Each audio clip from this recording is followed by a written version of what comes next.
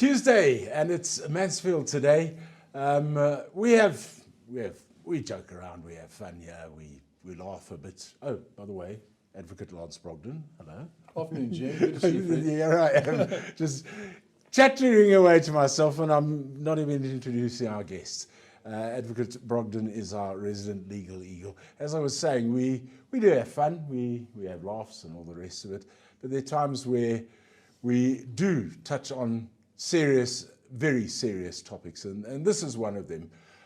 It's not an easy one to discuss, but it is one that is a huge problem in this country.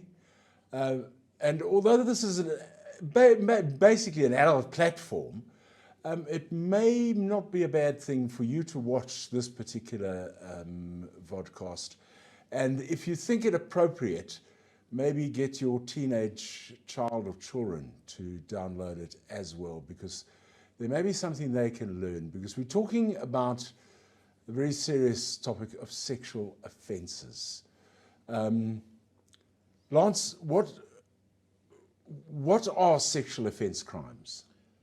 Well, the primary categories are, Jeremy, and good evening to everybody, are rape, sexual assault, grooming.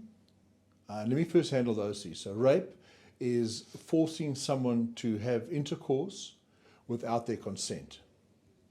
Sexual assault is various other forms of sexual attack on a person.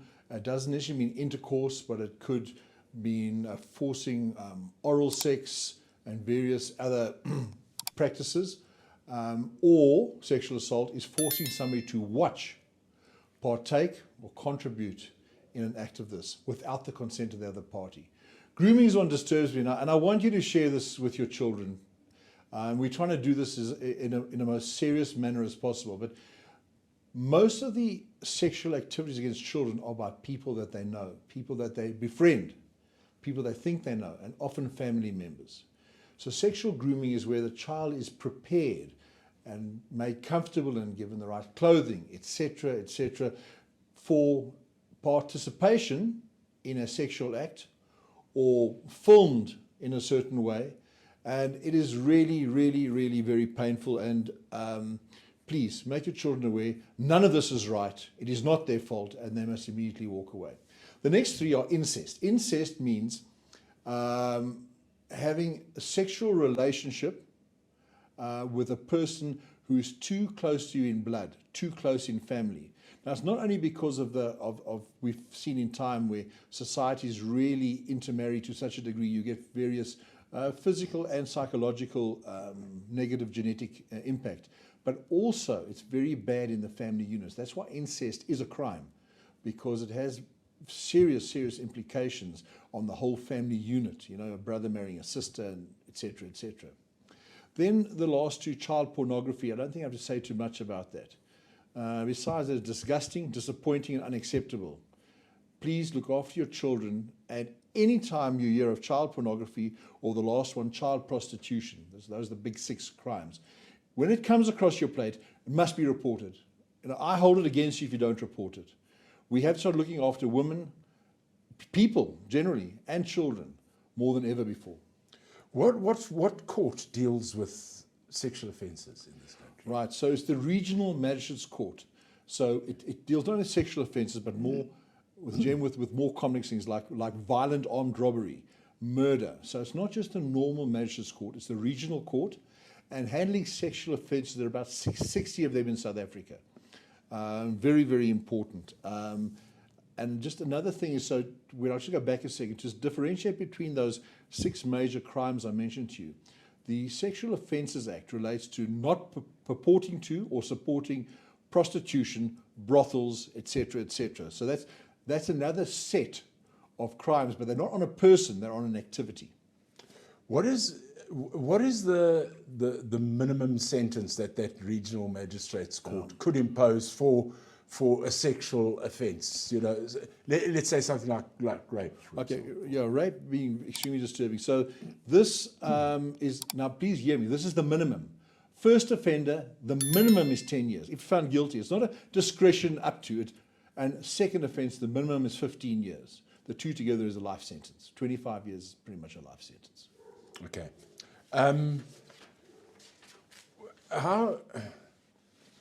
It's a horrible thing to have to try and rate ourselves, but how do we, as a country, South Africa, how do we rate against other countries when it comes to sexual violence? Because I would imagine we're pretty low down the ladder. Well, around about 2000, the World Health Organization, we won the gold medal. The highest rapes per capita in the world. How shocking is that? You know, and it goes far deeper. I'm going to give you a few more little stats. When interviewed more recently, 76% of men felt that women had a right to say no to sex.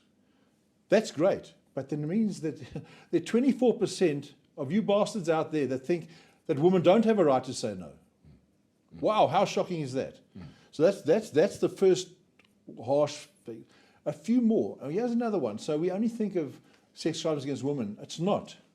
I'm very, very sad to tell you that of all captured sexual crimes in South Africa, about 19.5% are against men. Males. When I say men, some are male children. And how shocking is that? Because men have this big ego, and so a lot is not coming out there. Jim, here's my concern. Those figures are totally understated because, you know, even women are scared to go forward. And please do. It's not your fault. It's not, and your children, it's not your fault when somebody does these horrible things to you. You must come forward. You must disclose it. I know it's embarrassing. It's easy for me to say it as an old man. But please, youngsters, do it, because otherwise these people will do it to other people. You must come forward, and I demand it of you, and you watch our show and you care like we do. Don't let it go. I mean, there are so many of these things going on. The other thing that is really distressing, Lance, is this whole concept of I think the terminology is corrective rape. I mean, what the hell is this nonsense? No, this is crap. Okay, so but it's real. It's a word you can find in the dictionary. There are certain people that believe raping a lesbian person, a person with other tendencies that some people don't regard as normal, will correct them and make them heterosexual. Please, if any of you have this nonsense inside your head, it's disgusting, it's unacceptable. People have the right to be who they want to be, what they want to be, as long as we look after each other.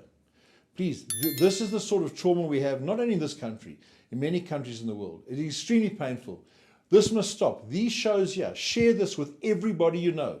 It's up to each of us to stop this. Gender-based violence, violence against children, male, female, violence against people who are homosexual. Why? We have to stop this, Jeremy. This is going to be one of many shows. There's more stuff coming down the line. It's up to us as a community to be responsible, especially with our very, very poor record in the eyes of the world.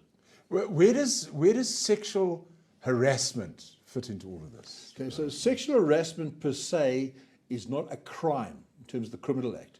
It's in the workplace. Yeah. Okay. So it's a workplace activity, and sexual harassment doesn't mean forcing sex on someone. If you do that, that's rape. Then we go to the criminal side.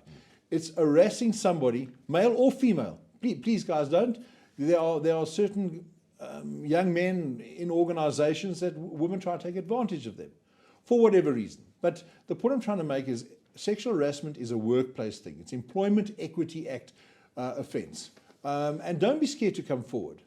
And if you're not sure the person's joking with you, look them in the eye and say, are you joking or are you pushing my button? Because I'm not going to take this lightly. All right, and we all have good sense of humor when we have fun and so on, but be careful, okay? Even when you mean something in jest. The world has changed. That jest is not always accepted as jest. Please be careful for your sake and the other person. You want a harmonious business environment. Okay, two other issues. As I said, this is not the nice sort of show to do, but it's vitally, vitally necessary. Excuse me, especially as a result of the culture that surrounds us in this particular country. Marital rape. Okay, so let's go back a long time ago when we were still young students. The belief was that when you get married, it's consensual to have sex with each other. And at a certain level it probably is. But as far back as, the 60s and 70s, it was no longer regarded as acceptable. In other words, you can rape your partner, okay? And I think it's very, very important that we understand this. There are still some people who believe that, no, I'm married now, so I can do what the hell I want to this person. You cannot. They need consent. They need to consent to have intercourse with you, okay? And that is also if you're in a gay relationship.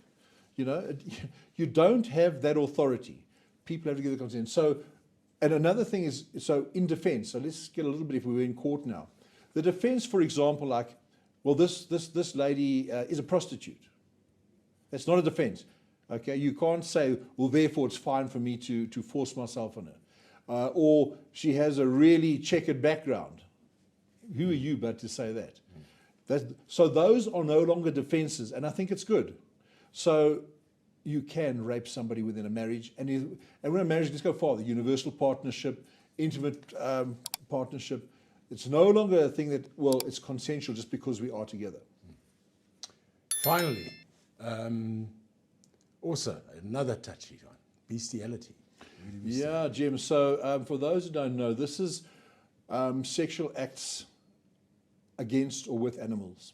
And this is very painful, and we have all these jokes when the Australians and the New Zealanders come play rugby here and that, but it's far nearer to home, and it's all around the world. There are countries, it's not my place to bring it up now, who actually legalized it in the 40s, when some very liberal countries actually legalized, and rightly so, homosexualism.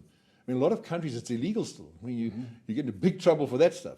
But when they did that, they sort of opened the door to all sorts of things. Bottom line is, in terms of the SPCA and so on, this falls under cruelty to animals. And I don't want to get into graphic detail. Jeremy, we promised we're going to do a show on the legal aspects of the way animals are treated and so on. I think let's put that one there because, but also this, guys, we all joke and we have fun, and we have fun in the pub and teasing, and there are a lot of jokes. But this is serious stuff. If you even get an inkling of somebody dabbling in this absolutely taboo practices, and I'm not going into detail now, it's up to you. It's up to you, up to me, Jim, up to you. We have to stop this stuff.